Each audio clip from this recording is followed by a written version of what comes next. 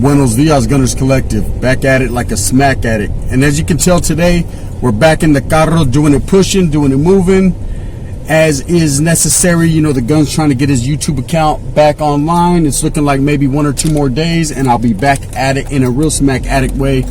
I'll have my shit back. Bang, bang, for all the haters. Anyways, now trip out. I wanted to address this situation going on with one Mr. Lil David, right? As you can see, a video was dropped yesterday with some audio.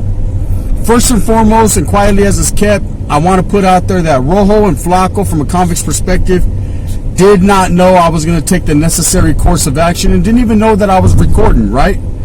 You know, I tend to, after all these things that have happened with my YouTube channel, with my Google account, things of that nature, accounts, passwords, or whatever, hackers, haters, whatever, man, I tend to basically back myself up, record certain conversations that I think are viable for me, as well as, you know, watch out for my own safety and security in certain situations. Now, you need to understand that when Lil Dave did call and contact one Mr. Rojo, I was in the vicinity. I was chilling with Mr. Rojo in Houston, and I was basically able to record the calls unbeknownst to Rojo, right? Now they say, Gun, that's a fucking scandalous move. You can't do that shit. That's illegal. Watch out, right? I do it for my own safety and security, like I said, and to quietly go back, you know, and review what's going on for certain content purposes, right? And there was a lot of conversation that went on between Lil Dave and Rojo, and all of it positive. And I will say this, first and foremost, that I stand behind Lil Dave's story, that I respect Lil Dave, and that I truly believe, you know, what happened to him was a cold situation, because at the same time I'm going through my own situations as far as baby mamas and women and things of that nature. You know, it happens to the best of us. Women too. You know, sometimes the baby daddies wear some tight ass pants and be hitting tiger uppercuts and be on some weird shit. También. And in that fashion, not a menudo style. But Trip, what I did want to say was that I do respect Lil Dave, right? And I respect his privacy, as well as, you know, the route he chose to go.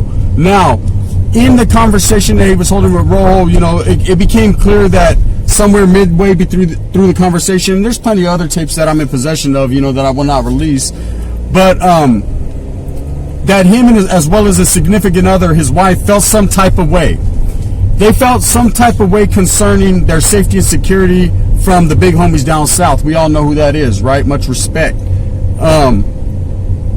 They are unaware that me as well as Rojo are considered non-active. No, we're not pieces of shit, quite contrary to what that piece of shit Gil over there on American Cholo likes to say, right?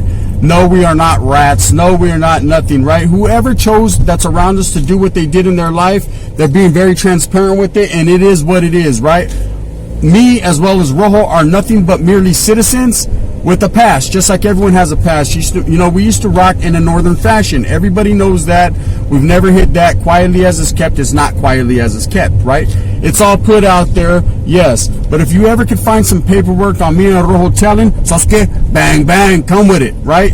There is none, so we're not even tripping off that, you know? People like to say birds of a feather flock together. Well, fuck you. How about that? And in that fashion, you know what I mean? Hey, I'm not going to let what other people's done in their past affect what I got going on. And you know what? And it's not going to make me look at them any other type of way, man. I'm not in that gang street life. I'm not doing that, man. I'm for the people, by the people. I'm for the raza, by the raza, right? My whole objective in this, man, is to put some paper in my pocket, to unite the raza, and to do everything on a positive note. And that's what I'm going to continue to do. No matter what that fucking Africano with the funny-ass Jerry Curl is saying over there in Milwaukee somewhere, no matter what that fat and fucking ugly saucy dude is doing, no matter what Savvy is doing, it doesn't matter to me. All these trolls, all these minions, all these people always have something to say, man, but I already know what time it is. Bang, bang, right? The gun to let them know what's up.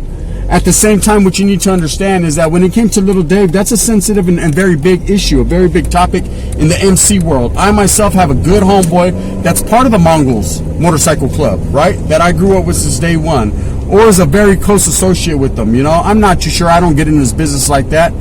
But at the same time, man, I did have an extensive conversation with him where he brought a lot of shit to light that he shouldn't have brought to light. But at the same time, man, this is the way we roll. You know, this is the way we talk. And quietly as it's kept, his name is going to stay right here, because that's my boy. Now, Trip, as far as Lil Dave goes, we did have extensive conversation, and he was setting up what do you call it, a Zoom meeting with Rojo as well as Flaco, okay? that was happening. In fact, it did happen. They were in the middle of that Zoom conversation when someone on his camp, on his side, Lil Dave I'm talking about, spoke up, jumped in the mix real quick and said to cease and desist on the conversation, right? Hence, I was right there on the side listening to the conversation, being a trusted advisor with Rojo and Flaco, and being well in the mix. You know how our channels roll hand in hand. I will tell you this. I do believe what Lil Dave was saying, you know, and I totally back up his story, you know. It's just unfortunate, man, that this story had to come out the way it did, you know, with this old lady. But, you know, things happen in the heat of battle. Passion overtakes brains, right? Shit gets said. Pillow talk. Quietly as it's kept, it should stay in-house and be much, you know, into each other. But, of course, his wife thought that if for no other reason she should take it to the clubhouse. And it just kind of, the fire blazed. You know, it got out of hand. Of course, Lil Dave, you know, being the type of stand-up individual he is, he wanted to clear his name, man, and he was grasping at straws. And I felt that if for no other reason, man, he should contact a convict's perspective and set up some type of meeting. Hence, I was there, so I was in the mix, advising, and, you know, and also being advised on certain situations, and it was what it was. Okay, I myself have a tape recording. I did have a conversation with Lil Dave, where after he did stop the conversation, it's not like that punk Gil says, oh, he stopped because he found out you were informants. Nah, homie, come on, you're informing on everything. It wasn't that he found out people were informants. Him and his wife's concerns were that us from being up north might rile up the guys from down south and have them feeling some type of way. Not knowing that the guys from down south and us roll hand in hand. There's a respect, a mutual respect, and we do a lot of willing and dealing with a lot of guys from down south and have love for the Sureños, as well as the big homies from down south and the Southsiders, man. It's nothing but love and respect, you know. I've showed that time and time again with the first unification of the Raza bout between me and Cholo Trucker, who's a very, shout out to Cholo Trucker, he's a good individual. That's the brother right there, right? And a lot of other individuals. Whether they are active or non-active is irrelevant. They are from down south, right? The LA, San Diego, Inland Empire area. Shout out to down south, man. Real warriors doing real things down there. Raza, stand up. Up north, too. You already know what time it is. Bang, bang. Now, back to the subject at hand, because the gun don't fucking pull no punches and I don't fucking tell no lies, right? I keep it 100% real. When I had this conversation, you know, Rojo didn't know I was recording, and Rojo was like, hey, Lil Dave, why don't you jump on with the homeboy Gunner? He has a pretty large platform, man. Maybe he can give you some advice. And, you know, hey, I felt some type of way here. I'm sitting here giving advice to the national president of the fucking Mongols Motorcycle Club. I was in awe of even talking to the individual, man. A man is a man, but at the same time, man, this man had a lot of stature, right? And maybe continues to. I don't know the situation, man. It's not my mix, not my business. But at the same time, I was willing to give whatever advice I could give him, man, because I know his plight. I was going through the same shit. And we chopped it up. And I did tell him that, man, I felt, you know, since he didn't want to continue with Convict's Perspective platform for one reason or another, his reason being that they were, you know, being ex-Northerners, it could cause a conflict of interest with the guys from down south. I understood his plight, and I merely told him, you know, this is confirmed. I have the tape. I merely told him, man, hey, I suggest, bro, that you put your statement out on a platform of your own. Not someone else's platform, but your own, bro. I said, the only thing we ask, man, as a man, between us, is that you know, say what you got to say, bro, whether you make a statement or not, whatever's beneficial for you and your familia at the same time, and your safety and security and your reasoning behind it, that you merely put it out for yourself, bro. Don't let none of these other diabolical individuals, slick, sly, fucking American cholo wannabe cats fucking get in your ear and try to set up a conversation with you. You know what I mean? Because they're only doing it for the views. They're doing it for the action. Now, let's keep it real, YouTubers. Let's be all the way 100% real. It's all about the bag. Saca la bolsita in that fashion. Everyone's trying to get a bag. Everyone's trying to make a name. Everyone's trying to make a platform. Everyone's trying to win, right? There seems to be a misconception that we can't all win. You know, one can win more than the other. I don't understand it. It is what it is, but this is the big misconception that fools roll with and they run with. You know what I mean? Babosos. At the same time, in a menudo fashion, the gun is right there in the mix, and I'm going to do for me and mines, and my people around me. So I understand. And the situations, right? I do want to say this.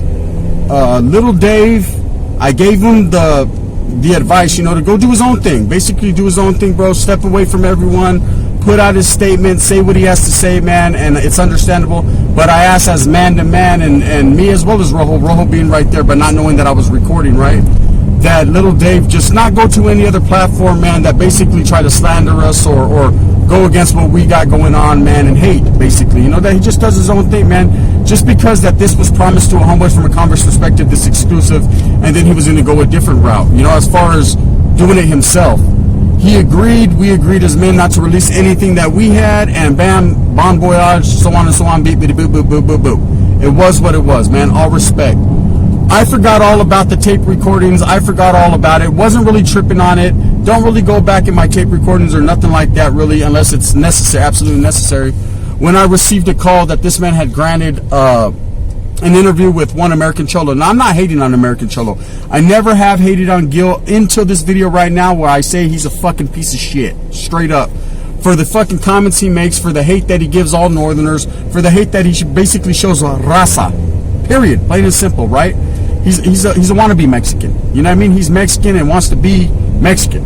If you could understand that, right? Riddle me this. But I will say this. So when the Vato granted this, and to every man's decision, man, he's his own man, and he can give his interview to whoever he wants to give his interview to.